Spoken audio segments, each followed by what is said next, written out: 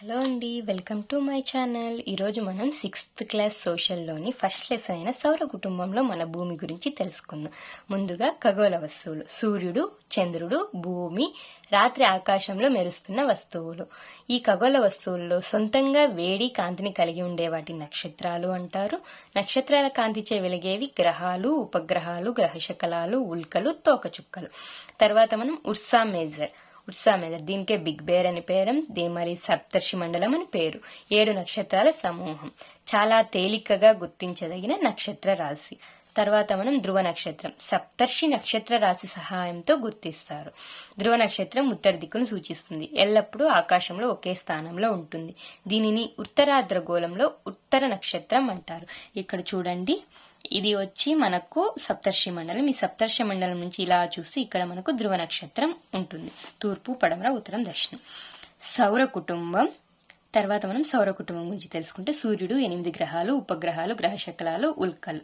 First గా సూర్యుడు గురించి తెలుసుకుందాం. సూర్యుడు చాలా పెద్దది, వేడివాయువులతో కూడి ఉన్నది. ఉపరితలంపై ఉష్ణోగ్రత 6000 డిగ్రీల సెల్సియస్. భూమికి సూర్యునికి మధ్య దూరం 15 కోట్ల మిలియన్ కిలోమీటర్లు.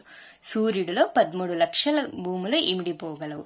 తర్వాత మనం గ్రహాలు చెప్తే, గ్రహాలకి ఒక clue: my very educated mother just served us noodles. My Mercury very Venus educated Earth mother Mars just Jupiter served Saturn us Uranus noodles Neptune. తర్వాత ఇందులో వచ్చి మొదటి 4 గ్రహాలని అంతర్గ్రహాలు అంటారు. చివరి 4 భాగ్యగ్రహాలు అంటారు. అంతర్గ్రహాలు అనేవి చిన్నవి, రాళ్లతో కూడి ఉంటాయి. బాహ్యగ్రహాలు పెద్దవి, వాయువులు, ద్రవాలతో కూడి ఉంటాయి. తర్వాత గ్రహాలలో భూమికి కవల గ్రహం శుక్రుడు. గ్రహాలలో పెద్దది బృహస్పతి, చిన్నది బుధుడు.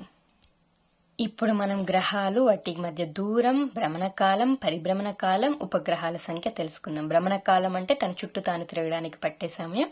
పరిభ్రమణ కాలం అంటే తన చుట్టూ తాను తిరుగుతూ సూర్యుని చుట్టూ తిరగడానికి పట్టు కాలం. ఉపగ్రహాలు అంటే వాటి చుట్టూ తిరిగే ఖగోళ వస్తువులు. ముందుగా బుధుడు. మనకి తెలిసినట్టుగా ఇది మొదటి గ్రహం. 85 మిలియన్ కిలోమీటర్ల దూరంలో ఉంటుంది. భ్రమణ కాలం 59 రోజులు, పరిభ్రమణ కాలం 88 రోజులు. ఉపగ్రహాల సంఖ్య 0.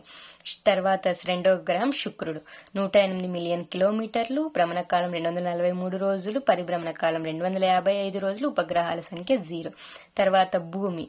దూరం 150 మిలియన్ కిలోమీటర్లు, భ్రమణ కాలం 1 రోజు, పరిభ్రమణ కాలం 365, 1/4 రోజులు. ఉపగ్రహాల సంఖ్య 1, అది చంద్రుడు. అంగారకుడు.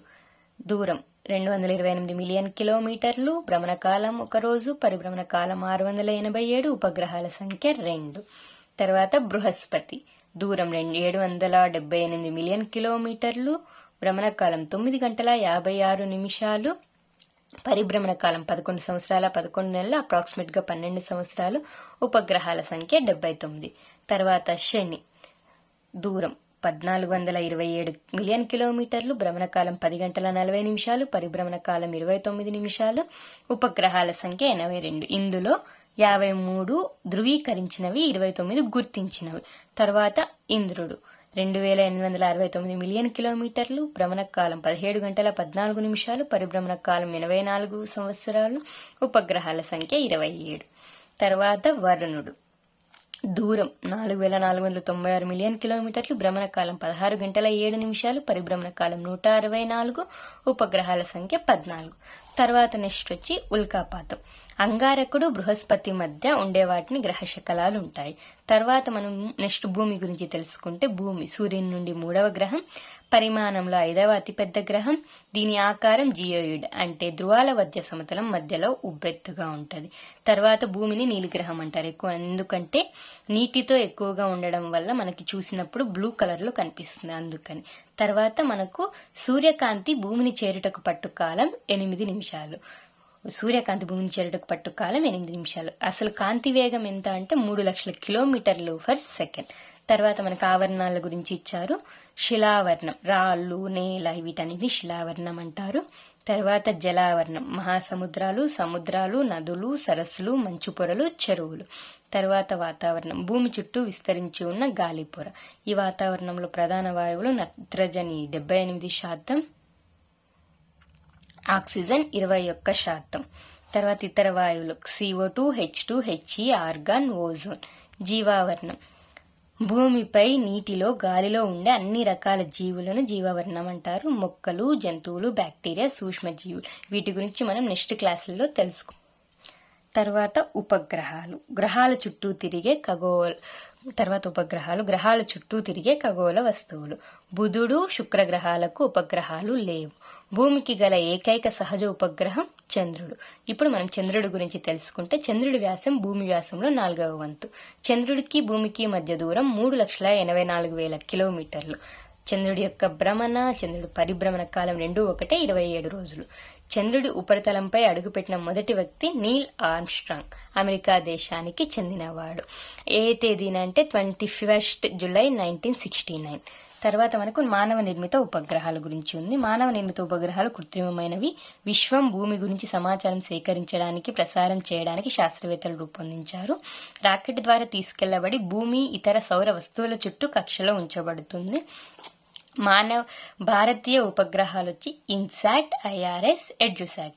మళ్ళీ ఇక్కడ మనకు భారతీయ అంతరిక్ష పరిశోధన సంస్థ ఇస్రో గురించి తెలుసుకుందాం. ఇది శ్రీహరికోటలో ఉంది. శ్రీహరికోటలోని ప్రయోగ కేంద్రం నుండి ఉపగ్రహాలు అంతరిక్షంలోకి ప్రవేశపెడుతుంది.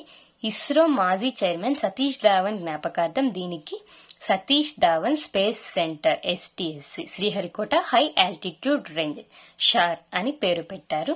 తర్వాత మంగళయాన్ గురించి ఇచ్చారు. మంగళయాన్ అంగారక గ్రహ వాతావరణం స్థలాకృతి అన్వేషించడానికి ఇస్రో ప్రారంభించిన మిషన్ మార్స్ ఆర్బిటర్ మిషన్. ఇది కక్షలోకి చేరిన తేదీ 24 సెప్టెంబర్ 2014. ది మంగళయాన్ అంగారక గ్రహం మీదకి వెళ్లిన 4వ అంతరిక్ష సంస్థ ఇస్రో.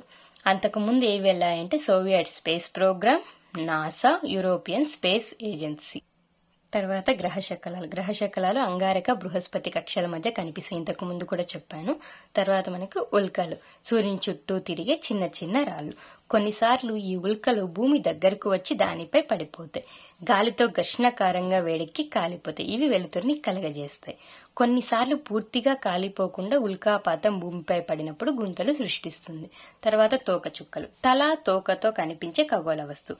తల అనేది మంచుతో కలిగి ఉండే ఘనకణాలు, తోక వాయువులతో ఉంటుంది. ఇందులో మనకు ముందుగా ముఖ్యంగా హేలీ తోకచుక్క 76 సంవత్సరాలకు ఒకసారి కనిపిస్తుంది. 1986లో కనిపించింది.